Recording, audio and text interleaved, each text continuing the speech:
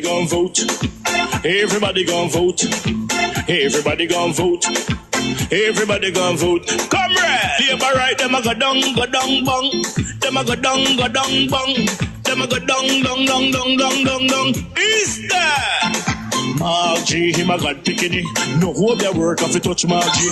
Margie, him a God picking. No hope their work if you touch Margie.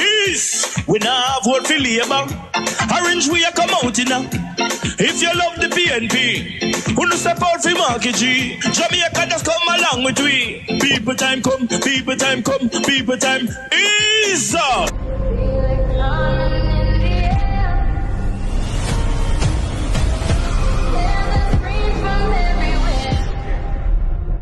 Only thing that's on my mind is who's gonna run this town tonight. Yeah, I say that we are. Pledge your allegiance. Who's gonna run this town tonight? Yeah, I say that we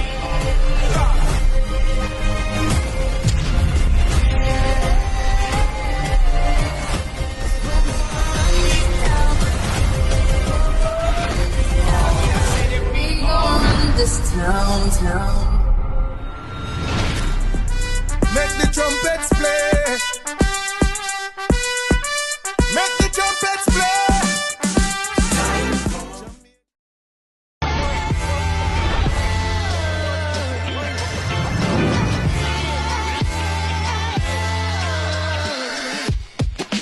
Welcome to Cheshire Village, a place where accessibility meets opportunity and where inclusiveness is more than just a concept, it's a way of life.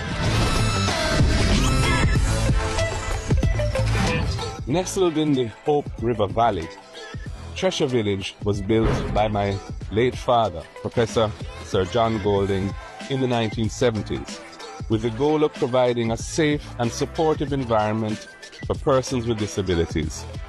Each home in the village is meant for a person with disabilities and an able-bodied person to live together in harmony.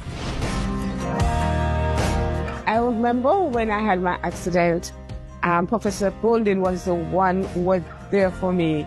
He's the one that really takes so much interest in getting me to who I am today. Professor Golden is a visionary person. He made this community, Cheshire Village community, accessible for persons with disability so that we can be able to develop ourselves, be independent. When this place was opened in the 1970s, I felt excited about the whole situation. I see it will help me and other disabled persons because of the accessibilities around. I started swimming in 1966. Was my first games was the Commonwealth Games in Jamaica here. When I had to go training, it was easier to go by Mona Rehab and do my training there. The community has really helped me to be independent. Sir John Golding, who came to Jamaica, who operates in the medical fraternity, a very special person, very special gifted person. Such a great contribution he had made to this country, and particularly to our disabled community.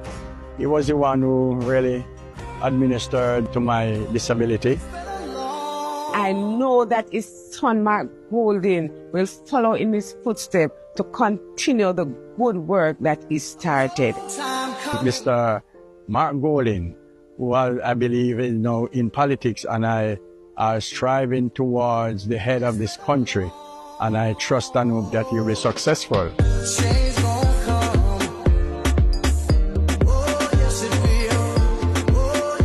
Inclusivity must become part of us and be part of every decision that we make.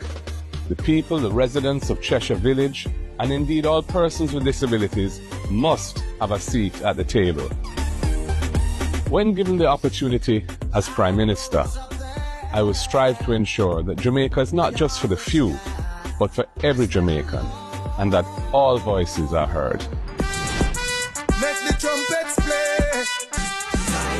Jamaican people want better.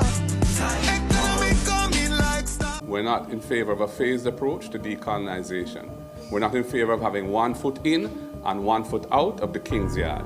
We must either be in or out. Can't be neither fish nor fowl. Time come to deal with this matter once and for all. Generations are going to have to live with this. Jamaican people should have access to justice now to their final court. It's been denied them from slavery to now. Very few cases go to the Privy Council from Jamaica each year. A small fraction of appeals that are adjudicated by the Court of Appeal here end up at the Privy Council for the benefit of the learning of the final court. I'm prepared to wait. I want generations to come to have a good constitution. I want generations to come to have access to their final court. Shanique Myrie got justice because of her access to the CCJ. She wasn't a rich person. She couldn't afford to take a case to London, but she got justice. The court came here and heard her case, and Barbados had to pay her damages for having wrongfully excluded her from Barbados. And that is the kind of benefit I want the Jamaican people to have, not just on treaty issues around CARICOM access, but on all issues to do with constitutional rights, commercial disputes, and criminal appeals. Time come for that. It is time to free the Jamaican people from the deep sense of frustration and oppression that comes from a system that is not working for the majority of our people. Jamaica must not squander the chance of constitutional reform we are undertaking as a nation at this time. The Constitution is the overarching guide to the way the whole system operates. It is the rules that we have made for ourselves and the processes that govern our lives as a people. The Constitution is not a meal deal, it is a big deal. As a first step, we must reform the Constitution to complete the decolonization process. We need to decolonize Jamaica once and for all. We in the PNP have no interest in moving to a republic while retaining the King's Privy Council in London as Jamaica's final court. That does not make sense to any progressive person. Jamaicans need a final court where they don't need a visa to go there and where the costs of attending court are not way out of their reach. Time come for a Jamaican head of state and the Caribbean Court of Justice as our final court. Decolonization now. We, the People's National Party, will support both moving forward together. We have no interest in one without the other.